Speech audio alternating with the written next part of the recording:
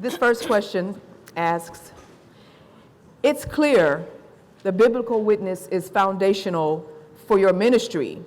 Understanding what Bible story is most foundational for you? I don't have a single Bible story that's most foundational for me. I love the Bible. I love both testaments of the Bible. One of the things I love about it is after all these years of reading the Bible and preaching and studying, I keep finding new things in the Bible. I think my favorite one is always the one I'm working on at the time. Okay, good. All right. How is the church different from a community organizer? When and how is the message of the cross integrated? How does John 3:16 fit in? So the church is different from a community organizer, because a community organizer is teaching certain skills that he or she can teach to Christians or Jews or Muslims. So it isn't the same thing. It's a tool that Christians can use. Mm-hmm. And I think, but for a church, the motivation to engage with a community organizer is to help us in an incarnational way, following Jesus's teaching of loving our neighbor. It gives us a certain set of tools to do that, but it's not the same thing. So in that instance, John 3:16, the message of the cross, is, what are you saying, that's most paramount, right? Well, and that's what you're doing in the church. But okay. part of following Jesus is serving and loving our neighbor beyond the church. Right. And of course, part of that is, one crossover is, part of that is evangelism and sharing the good news. We heard this morning, don't tell me what about, Jesus is your friend. If I'm not, what a friend I have in Jesus if I'm not a friend in you. Right. But some of the community organizing tools can help evangelism as well. Okay, good, thank you. Here's one. How does a church located in an affluent white community, suburb, engage in social change? How much does your ministry context matter? How much does your ministry context matter? Oh, I think our ministry context matters totally. Completely it matters. How our ministry is impacted by our context. I think that, many contexts are not. I would say many churches that are white suburban congregations, that's the kind of church I grew up in, there's still, this may not be true everywhere, but in many places there's still other people and other issues of justice and injustice that people can become aware of, learn about, and work on. And for instance, sorry, in the church I serve, it's multicultural, but it's also multi-class. So we have some people who we have labor organizers that meet in the church. There's restaurants in our community that are paying workers $3 an hour. Now that's, even if you hire undocumented workers, the labor law requires you to follow the labor law. So it's not legal to pay workers $3 an hour. Thank you. So we have people who are, being paid the $3 an hour. I'm someone, there's an Indian restaurant on a block from the church where the workers are being paid $3 an hour. Well, I don't go there anymore. And we boycott it and do other things. Like there's members of the church that they're not experiencing that injustice, but they don't want to use their dollars to support it. Mm-hmm. So people can work on the issue from both sides and work together. Okay, all right. Wait, I'll give you a minute to drink some water. I would definitely do that. Okay. Wisconsin is a purple state. As such, many of our congregations are themselves divided. How do you integrate advocacy without driving some away? I don't think I'm the right person to ask that question. Well, because I know that many pastors, I think there's a book out, Preaching to the Purple, in the Purple Zone. I haven't read it, but there are many pastors that have, read in, let's say, Republicans and Democrats in their congregation, and how to navigate that. And but I don't have that experience. I don't have that experience. My congregation has huge amounts of diversity, but that is not a kind of diversity we have. So I wouldn't be the person to have wisdom about that. I do feel, and this probably isn't the most reconciling thing, but especially after really researching the Third Reich and delving into my family history, where clearly there were, churches that did not take a side. I feel it's important to take sides, and I know that sometimes doing that will alienate other people. So true. But I don't have the wisdom on that particular subject. What gives you hope for the future of Christ Church? And maybe even get a little bit more into that in terms of where your ministry is and what you guys are doing there. Well, there's so many things that give me hope. One thing that I think was put up on the board that it does really give me hope. I have all these, every year I've had an intern, a full-time seminary intern that's doing a full-time year, and a part-time fieldwork student from near local seminaries. And they give me hope. The young student, it's very true. They're not grieving, the way things used to be. They're imagining how things can be, and sometimes getting blocked. And so that's something that my generation has to really, work on. I like, I used, when I was ordained, that my text was the Magnificat, and I think I identified with Mary's, revolutionary song, and now I still do, but I've been thinking a lot more of Elizabeth and how Elizabeth, they need each other, the generations, they both needed each other, but then there comes a point in the story where Elizabeth steps aside and Mary's voice sings out, and I kind of think maybe I'm at the age I need to learn to be more like, how to be more like Elizabeth. And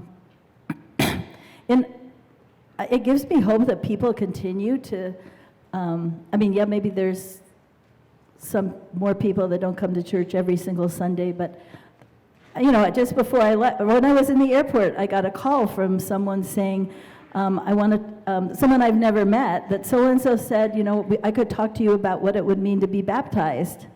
And I'm like, I'd love to talk to you about that, but I'm in an airport right now, but I'll call you on Friday. That gives me hope. That kind of thing keeps happening. Okay, all right.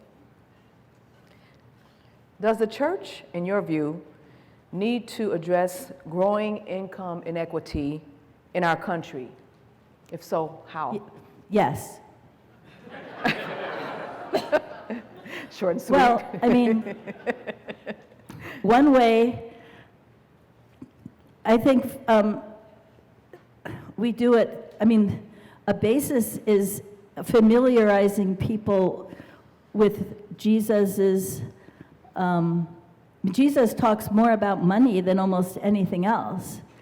And studying Jesus's teachings on money and poverty and inequality, I think that's a place the church needs to start, because it could go, depending on where you are, if you have more, it might feel like it's going against your self-interest to greater economic equity, but it's our, the gospel calls us beyond our self-interest to what's God's interest and what's for the earth. So, yeah, I think it begins with teaching, and then there's many, in our case, working with the labor organizers. So what happened with the workers got awarded their back wages, was almost $600,000 they're owed, but they can't get it because, this is not just at this restaurant, then the restaurant closes and opens with a new name. So it's now a new legal entity.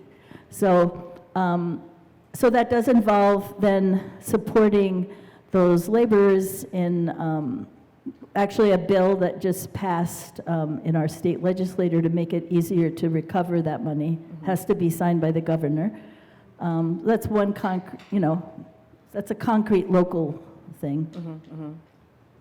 I think people in any community, there must be specific things people can do, and then larger changes.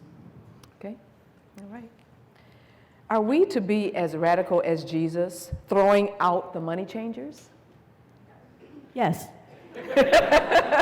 I love her short and sweet answers. It's like, well, I mean, Jesus, I think it's Jesus can hopefully, we are the body of Christ. I mean, crazy as it is, but Jesus chooses us to be his arms and legs in the world, and Jesus does work through us, and Jesus is the same today as he was then, so I think the answer is yes.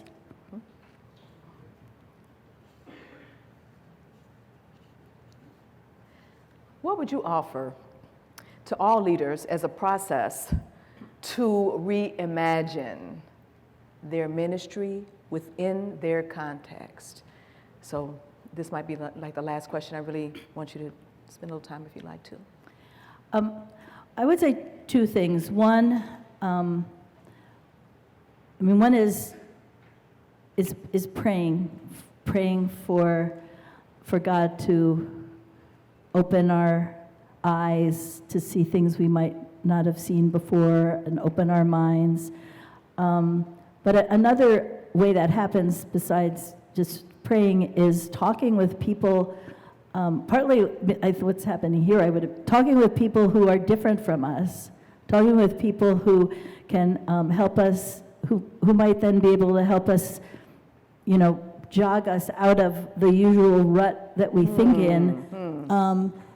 in our reading too. Read things from voices that are different from us.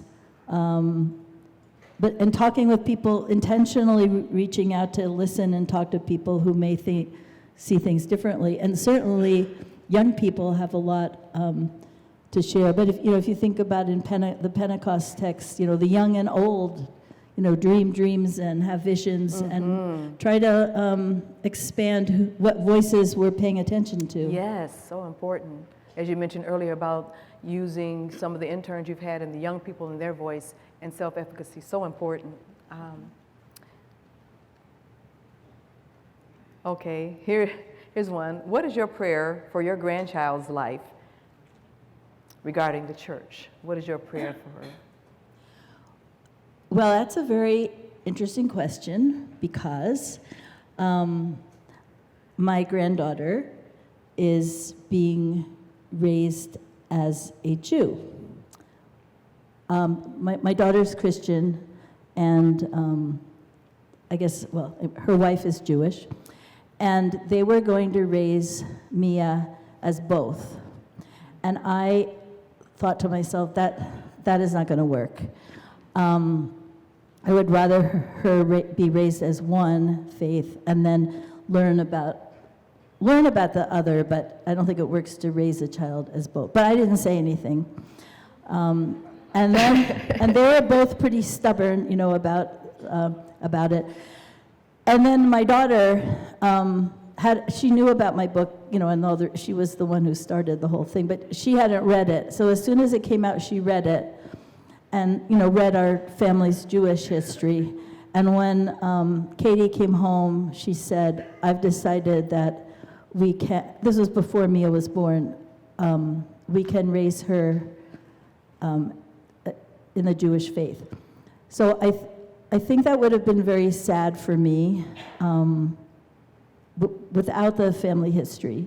But now, it's not. But it's not funny, but my daughter does not go to church every Sunday, and her wife does not have Shabbat every weekend. They celebrate the high holidays, and they do. So I'm like the person most interested in her spiritual development. So I went to the local rabbi, whom I'm friends with, and said, now I know what to do with a baby in teaching them how to pray and sing as a Christian, but I don't know, I want to respect that boundary. I don't know how to do that with a Jewish baby. So so now I'm like doing the Jewish education. Anyway, that's what's happening in our. I hope that she grows up as a person of faith. I hope that she knows that she's a beloved child of God. I hope she falls in love with the Bible, and the rest of that's in God's hands. I don't know what's going to happen. Okay. So thank you so much for engaging us. Any final thoughts as we close? Well, I'm just really grateful to be here, and I think this is such a gift to the world and to our churches that we're able to come together in spite of differences, that there's a lot that draws us together, and we can be better together than apart. I think it's a wonderful witness. All right, thank you so much.